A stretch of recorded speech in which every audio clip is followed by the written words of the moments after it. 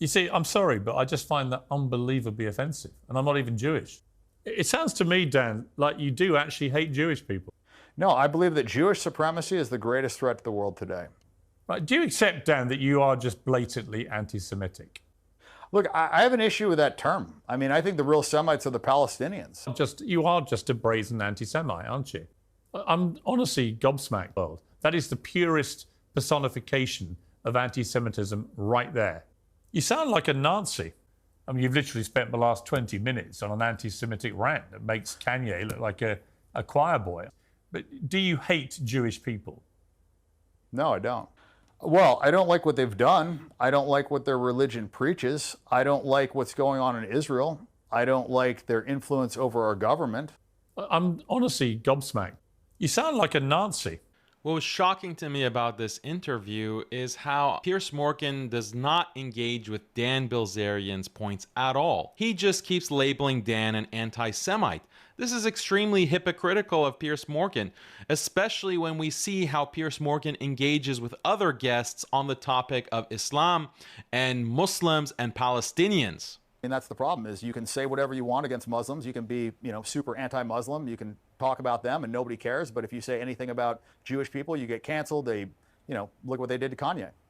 I mean, so why are they such a protected class? Let me ask you that. What Dan is pointing out is that there is a double standard. When Dan is making a critique of the Jewish religion and the behavior of Jewish individuals, he's getting called an anti-Semite. But when his guests are criticizing Islam as a religion and criticizing Muslims as a people and painting Muslims with a broad brush, calling them terrorists, calling them child killers, Piers Morgan doesn't have any kind of harsh words anywhere close to what he has been saying against Dan Bilzerian in this interview. That is the purest personification of anti-Semitism right there. Well, when you have a religion that promotes supremacy, when you have a religion that says that you are better than other people, and when you have a religion that says it's okay to steal from other people as long as they're not Jewish, when you have a religion that says it's okay to rape people that aren't Jewish, when you have a religion that talks about having sex with, kids that are under 3 years old, when you have a religion that promotes these things and promotes supremacy, I think you're going to have problems. And you see that in Israel. Israel is a manifestation of that religion. I don't believe in white supremacy. I don't believe in Jewish supremacy. I don't believe in supremacy at all.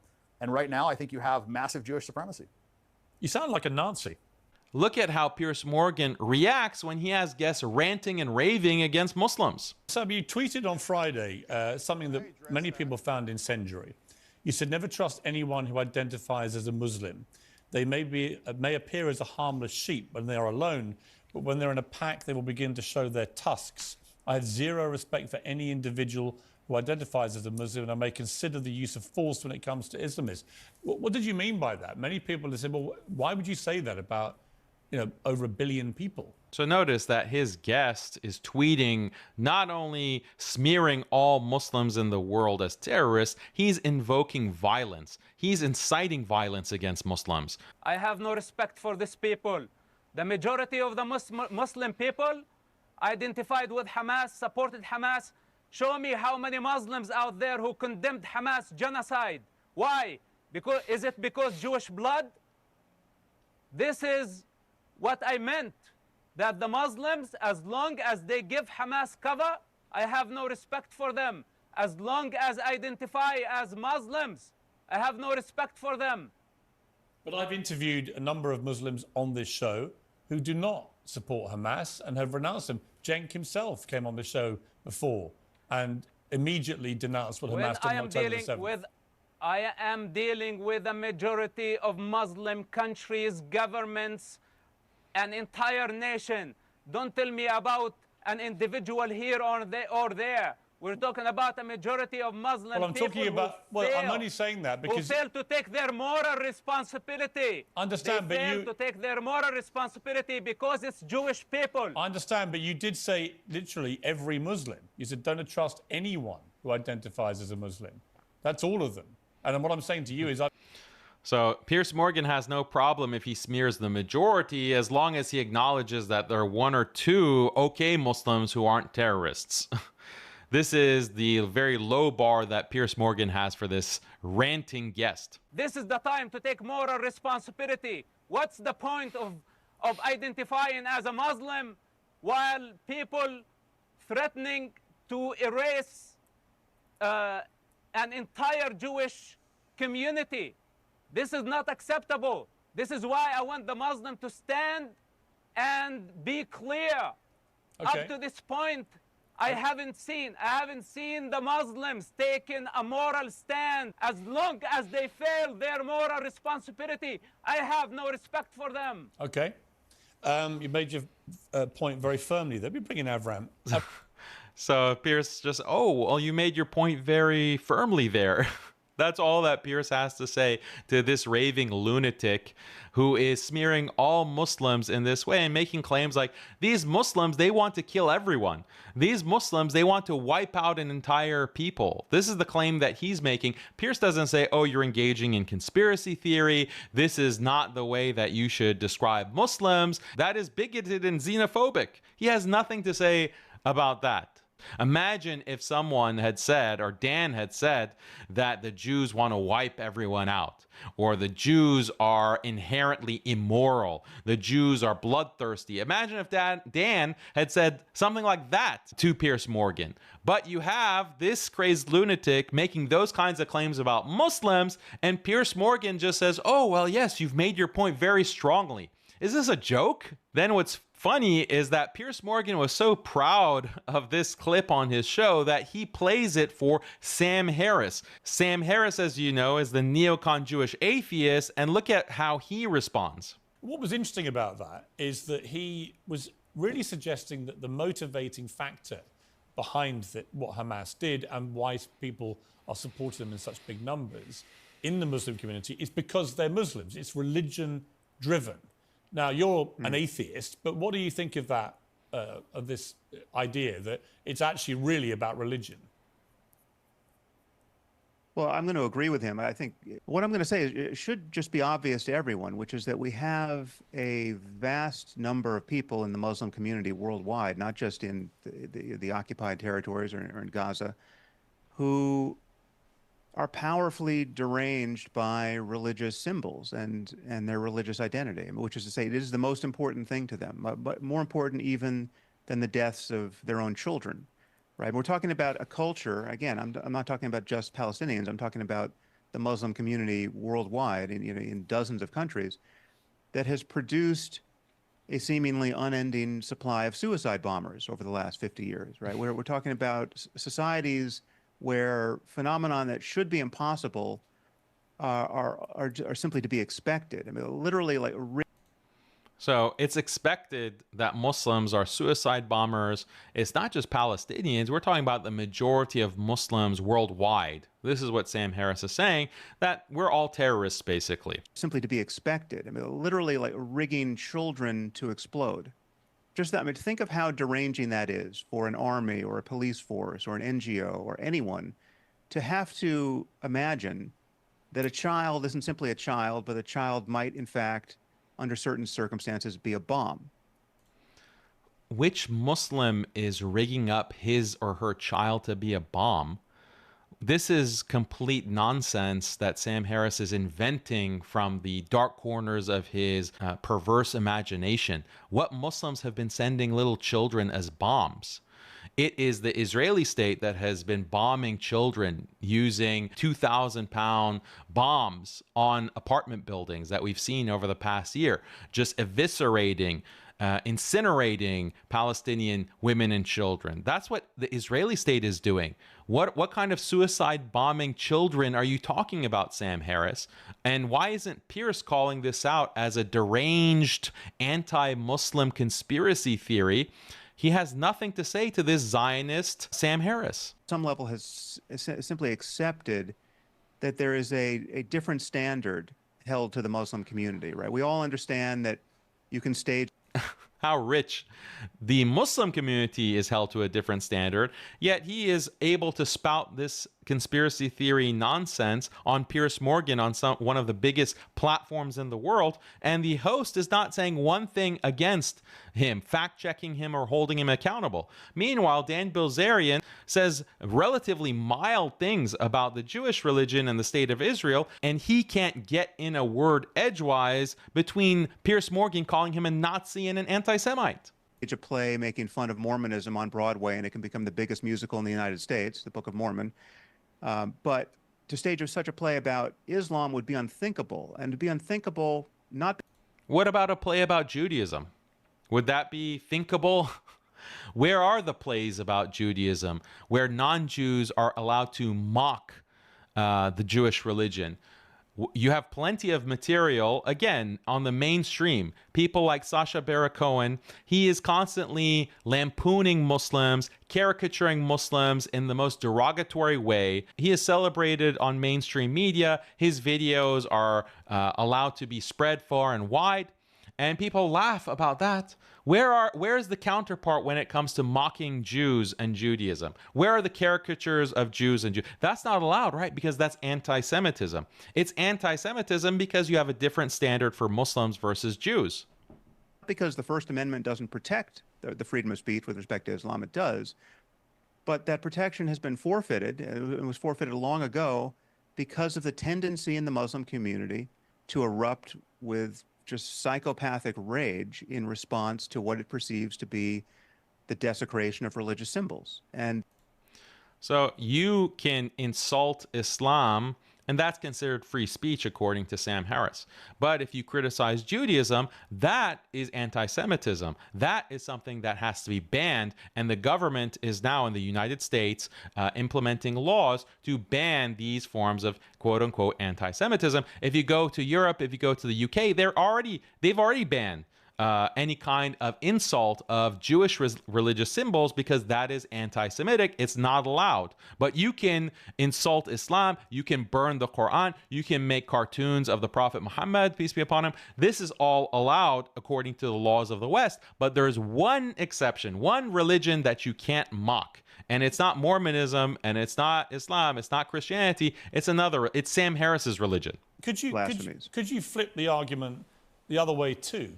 Some people would say that the scale, the disproportionate, as many see it, scale of Israel's response is motivated in some part, again, by a religious motivation, that some of the more hardline, ultra-religious members of Netanyahu's cabinet really do want to have some kind of genocidal war with the Muslim Palestinians. I mean, does it work both ways? Well, it does work both ways when you're talking about a tiny minority of Jews in Israel. I mean, the ultra-Orthodox, the settlers the minority of settlers who are motivated by their religious fanaticism. He's portraying it as if it's a fringe minority, but we've already seen that the majority of Jews in Israel want to have a Jewish preference in the state law, and the majority want to see Arabs expelled. That doesn't sound like a fringe. And you even have figures like Ben Shapiro, who will claim that the settlements are amazing. They love the settlements.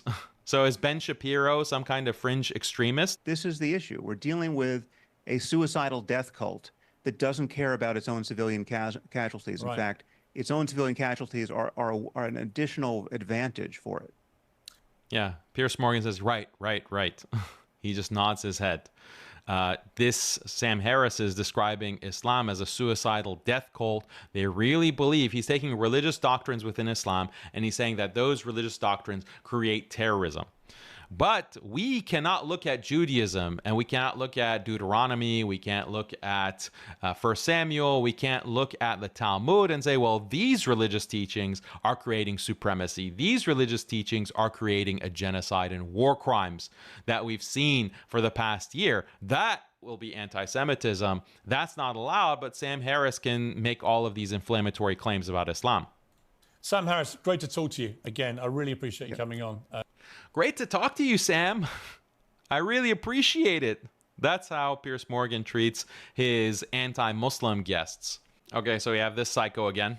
He's the perfect example of a Palestinian, by the way. Cenk, just right there. Because Palestinian is not limited to Gaza. Palestinian is a syndrome. It's a mental illness. It's a universal phenomenon. And Cenk is the perfect example. And if he gets hungry eventually, I will not be surprised that he will eat his own children. Wow. So he is calling being Palestinian as a mental disease, a mental syndrome. The irony of this nutcase saying that. And then he's saying that Cenk, who, by the way, is not Palestinian, but he has the Palestinian universal hive mind, will eat his own children if he's hungry. This is the level of xenophobia and bigotry that is being spewed on Piers Morgan. And this is a repeat guest. I don't know how many times Piers keeps bringing back this nutcase to spew this garbage. And what is Piers doing? He's just silently listening, not interrupting, not calling him a bigot or a xenophobe, shutting him down. Okay, or Cheng, your response. Oh, okay, Cenk, he has some valid points. You have a response? Look at the double standard. You said before that Islam, or fundamentalist Islam, is one of the great threats. I think fundamentalist... Being an Islamophobe, are you? Or would you be taking the same view of the Christians back in the 16th century? I'm not an Islamophobe. What I am a phobic about is clitoridectomy, of throwing gay people off buildings, banning dancing and music and having fun generally. I'm phobic about all those sorts of things, but that's different from being Islamophobe. Muslims are the biggest victim of Islamism. Yes, they are. Yes, they are. So imagine if Dan Bilzerian has said that. Well, the Jews are the biggest victims of Jewish supremacy. Imagine. And then Piers says, yes, they are. To really appreciate the hypocrisy of Piers Morgan, look at one of his most popular guests, the bigot, xenophobe, Muslim hater, Douglas Murray. This is how Douglas Murray talks about immigration to the UK. The soul of England, the soul of Britain, is about to be trampled on very, very visibly by people who are gleeful in their trampling. And they have defaced and defiled all of our holy places. And I know that the British soul is awakening and stirring with rage at what these people are doing. These people came into our house. Many of them broke into our house illegally. Many of them were never wanted here. And they have come here. They have betrayed all of our attempts at hospitality. They've spat in our faces, and now they want to trample everything we have underfoot. No. Look at this unhinged rant by this bigot talking about the awakening spirit. He's implying a violent uprising to go and exterminate the immigrants. Less Islam in general is obviously a good thing, Really? because the Islamic world... Less Judaism in the world is obviously a good thing. Imagine if Dan Bilzerian had said something like that. Let me finish. The Islamic world is in the middle of a very serious problem, and it has been going on since the beginnings. And The Jewish world is in the midst of a very serious problem, and it's been going on from the beginning. What if Dan Bilzerian had said that? I think that it is not worth continuing to risk our own security. It's not worth risking our security for these Jews. Imagine if Dan Bilzerian has said that. That's what Douglas Murray wants to spew about Muslims nonstop, but he's an honored guest when it comes to Piers Morgan. If you go to Piers Morgan's channel, you see that Douglas Murray is constantly being interviewed and being invited to talk with Piers Morgan. I did not want to be in a society in Britain where we have jihadists living in our midst, where we have terrorists that we welcome in, where we give every advantage to people who hate us, or at the very least do not like us. I never wanted that to be the case. I'm extremely sad that it is the case. I'd love to see it turned around. I know how it could happen. I have very low belief that we have anyone in charge in Britain who knows what to do about this. But it's a problem they've brought on our society, and I profoundly wish that they had not. We've run out of time, Douglas. I could talk to you for hours. Oh, I could talk to you for hours, Douglas. You just went on a rant against immigrants saying that they're destroying society and you want a solution, a final solution perhaps, for these Muslim immigrants. And Piers Morgan is just, very subtly nodding his head in agreement. He doesn't accuse Douglas Murray of being obsessed with Muslims. He doesn't ask Douglas Murray, do you really hate all Muslims? He doesn't call Douglas Murray a raving bigot, xenophobe. He doesn't have these kinds of adjectives to describe Douglas Murray. That's only saved for people like Dan Bilzerian, who criticize another religious group. Piers Morgan loves Douglas Murray so much that he has him guest hosting his show. Look at how Piers Morgan interrogates a Muslim imam. Do you believe in equal rights for gay people? I believe that actually the Islamic standard of law should be the standard of law in the country. Obviously, that's the standard I believe in. So the context of this whole interview was a discussion on Israel and Palestine. Piers Morgan takes the conversation in an entirely different direction and starts grilling the imam on what Islam has to say about LGBT and homosexuality. Has he done anything like this for his Zionist guests? Does the conversation take a turn towards discussing Leviticus 20:13 in the Hebrew Bible? Is there any discussion in the verses or the passages within the Talmud about the execution of homosexuals? Does he mention anything to his Zionist guests or interrogate them about the stabbings and the pride parades in Jerusalem or Tel Aviv? Does Piers Morgan bring up with his Zionist guests the fact that gay marriage is illegal within Israel? Do these topics come up in any of the interviews that Piers has done with dozens and dozens of Zionist guests? Piers discredits his Muslim guests who are pro-Palestinian by asking these in-depth religious questions. Why doesn't he allow any kind of interrogation of Jewish beliefs in order to discredit their Zionist ideology? Why do so many women become Muslim these days? Because they want to be oppressed. Is that what you're going to tell me? No. Why do so many Because they want to be oppressed? Women in the world become Muslim these days? That's the only reason someone would want to become a Muslim as a female, is to be oppressed. So not only does Piers Morgan allow his guests to spew the most vile, vicious, anti-Muslim screeds without any pushback, without any type of interrogation, but he himself is engaged in an anti-Muslim screed. Nothing that Dan Belzerian said about Judaism or Jews reaches anything close to even what Piers Morgan has spewed against Muslims and Islam. If Piers Morgan, you want to be fair, how about you invite me on to talk about Judaism? And you can bring an expert on Judaism to debate me on which religion is more violent, Islam or Judaism. Which religion has more sanction for terrorism, Islam or Judaism? Which religion is more intolerant, Islam or Judaism? Which religion is supremacist, Islam or Judaism? I'll be happy to have a debate with a respected Jewish scholar or rabbi on your program, and you can prove to your audience that you don't have this double standard. Prove me wrong, Piers. This is a challenge to you. I'm honestly gobsmacked.